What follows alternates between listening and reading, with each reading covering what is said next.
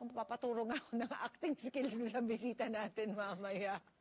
Bata pa lang po, nagsiset na talaga mga magulang ng standards sa kailangang magawa ng kanilang mga anak para sila po in their minds ay maging successful sa kanilang paglaki.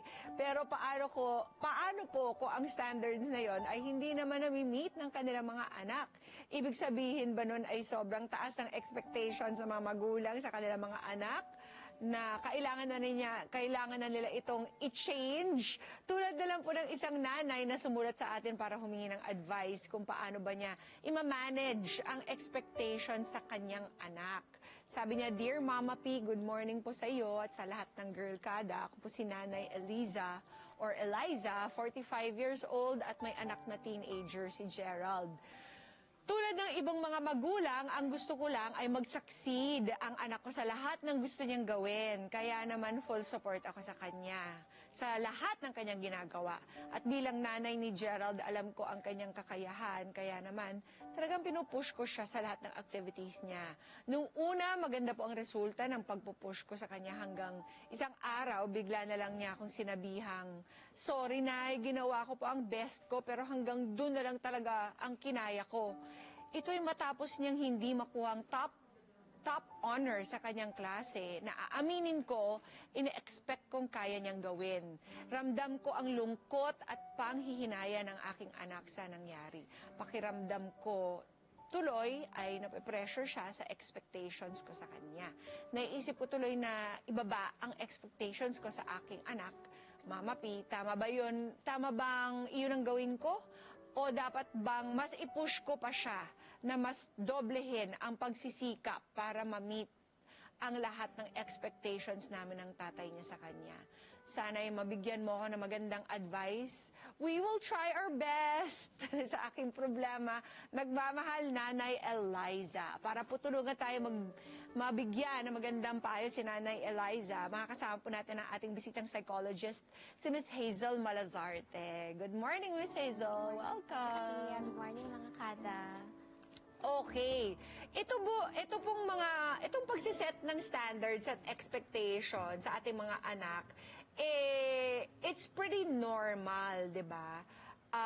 Pero kailan po ba natin masasabi na tumutodo na yung pagsiset natin ng expectations? I think nagulat ako sa storya po ni Nanay Alisa na parang medyo doon na nararamdaman na. So kung siguro pag medyo todo na, yun nangyayari, nararamdaman na yung pagkabalisa ng anak or minsan nakikita niyong grabe yung pagka-down niya. Ito po yung mga red flags na sana po mabantayan ng mga magulang. Kasi pilit naman po ng mga anak na mag-show up po sa kanilang mga kakayahan. Oo, kung siya ay balisa, ano pa? Siya po ay balisa, siya po ay medyo nagwi-withdraw na sa kanilang mga friends, schoolmates, ayaw nang pumasok. Or minsan baka gusto niyang nag-compensate siya, gusto niyang mas pumasok pa, hindi na nakakapagpahinga. So ito po yung mga extreme points po na pwede pong tingnan ng mga magulang. Okay. Ang feeling ko, tsaka parang as we read in her letter, parang hindi naman masamang bata ito si Gerald. Parang nakonsensya. He was in fact so hard on himself for not getting the top honor in class, 'di ba? So hindi natin alam, baka naman second or third honor yung kanya nakuha. And yet he still felt like he had to make an apology. Or he failed to meet yung expectations ng magulang. Anong nababasa nyo dun sa reaction na yon ng anak ni Mommy? I think doon po parang medyo mismatch siguro yung expectations ng bata at nung magulang. Para pong iniisip ng bata, siguro po na top 1 dapat ito. Or I think maganda pong balikan kung ano po dapat yung expectations or goals ng magulang. Sa top 1 po ba or pagkakaroon po ba ng award? Or is it because yung habit na, uy, nakapag-aral ka naman, nakapasa ka naman sa lahat, nakapag-attend ka naman ng klase, wala kang absent, hindi ka nagkakasakit. Tama po ba na ang focus ni Mommy Eliza ay dun sa pagtatap ng kanyang anak sa klase? Let's hard talk po about nun. that first, di ba? I think po maganda po sana na yung maging focus niya po, hindi po yung sobrang material na medal or yung specific na top 1 kasi mako-compare po to Or sa ibang bata. grade-oriented, Yes po, di ba? mako-compare kasi sa ibang bata. Ano po ba yung meron yung anak niya na siya lang, magandang personal kasi yung goals po ng isang anak at isang nanay. Yun po yung magandang balikan po na ano bang, confident ka na ba sa math skills mo? Confident ka na ba sa science skills mo? Kaya mo na bang, meron ka na bang study habits na pwede mong maging proud ka bukod sa magiging top 1? Kasi ito po yung kaya niyang dalhin hanggang sa pagtanda. Kasi paano kung talagang walang kakayahan ang isang, let's say, will the, ano ba, yung bang yung validation ba will only come kung siya ay nag-top honors? Paano kung, yun na nga, kung second or third, baliwala na ba yun? Pero Diba? I think maganda po yung sa letter ni Nanay Elisa, no? May validation na nagawa nakita at napansin niyang malungkot ang kanyang anak na si Gerald.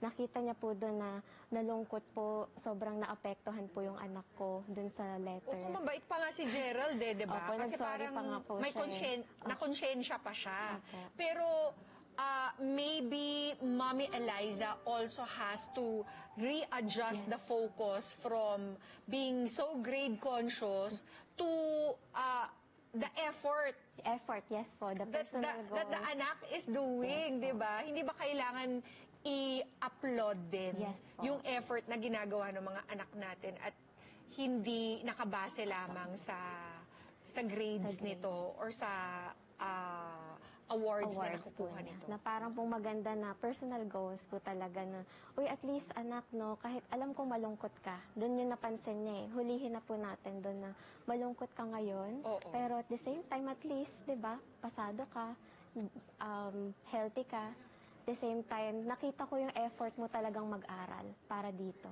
Proud pa rin ako sa ginagawa mo. Correct. Malaking factor talaga yung proud. Oo, ang isang 'di ba? magulang. Kasi anong magagawa ng pagbibitaw ng ganitong klaseng mga linya sa ating mga anak? Ako sa unang basa ko pa lang parang ako yung na-down. Hindi nga ako yung anak eh. Pero nakakaano 'di ba? Nakaka-diminish, Opo. nakaka-deflate. Nakaka-minimize, parang Katulad ng line na anak, we're very disappointed in you. We expected more. Ayan. Ano masasabi mo tungkol doon, Hazel? na parang ang laki pong bagay na ano po ba yung more? Parang todo kayod na po yung anak. And na what nakalimutan. potential harm can this do to a kid whose mind is still information, di ba? Tsaka formative years po kasi Oo. yun na parang dito humuhulma yung self-esteem ng Correct. bata. So, ang nangyayari dito, parang kailangan ko pa mag-compensate. Kailangan ko pang, kahit todo kayod ka na, 100%, 101% na binibigay mo. Pero in-expect ng magulang 150%.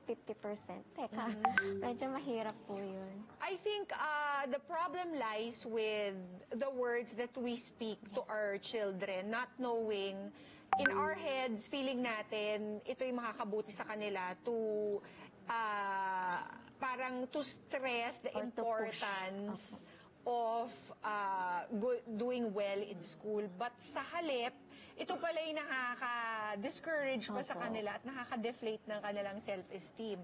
Katulad ng, yung we're very disappointed in you. How else could we express this in a more positive way?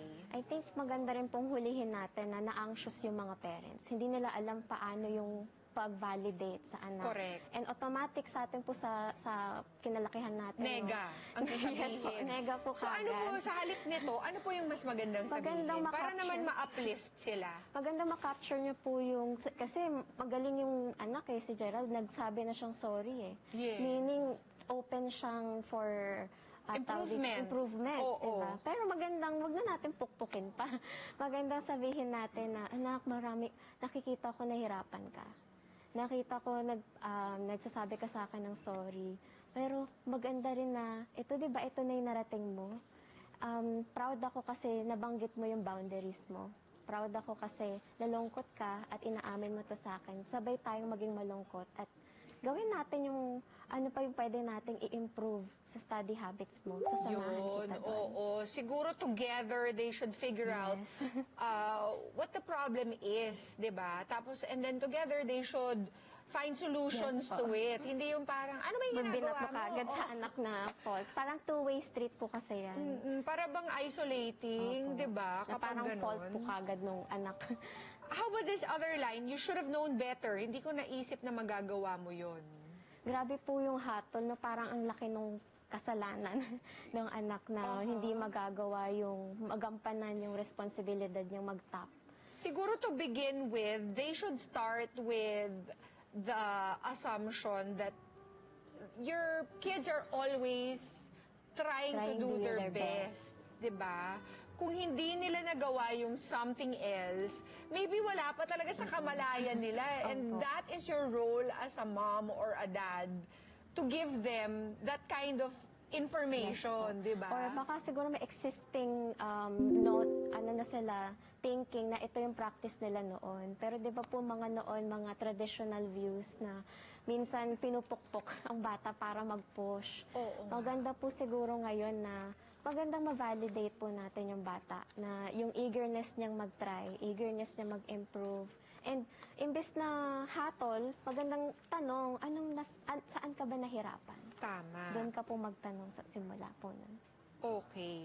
Masasabi ba nating failure ng mga magulang ang failure ng mga anak na hindi ma-meet yung kanilang mga expectations? I think collective po yan. Collective po yung failures po, no? Ang sigurong pinakamagandang bansag na failure po, no? Hindi yung failure na na-meet ng bata yung responsibilidad niya, but yung failure ng relasyon. Nasira po ba yung relasyon nila bilang nanay at anak? Dito po kasi nag-a-attempt ng repair yung anak, no? Nanay, sorry po. hindi po nakapag-top. Oo. Tapos yung nanay, nung sumulat po, no, ito yung repair attempt niya na, alang, nag-aalala po ako sa anak ko. So, doon po kayo magsimula, doon sa repair attempt na willing yung anak magpaturo and willing din yung nanay makinig. Kaya, siguro kung mayroon siyang nabansag na sabing mga mabibigat na salita, magandang doon na rin po siya magsalita ng, uy, sorry anak, parang mali po ata yung nabanggit kong you should have done better. Oo nga. Napakalupit naman nun. So moving forward, Ms. Hazel, dapat bang bawasan ni Nanay Eliza ang kanyang expectations or babaan ng konti ang kanyang mga standards? Standards po, no? I think hindi po siya, ang tanong po doon, no, hindi bawasan or dagdagan, kundi baka magandang itry niyo pong i-connect sa bata, ano po yung personal goals ng anak. Is it Tama. just to meet yung expectations ng magulang? Paano naman po yung personalized goals ng anak? Na baka gusto niyang mag-flourish sa field ng teatro or sa flourish ng field ng reading, di ba po? Bukod sa math na siguro iniisip po.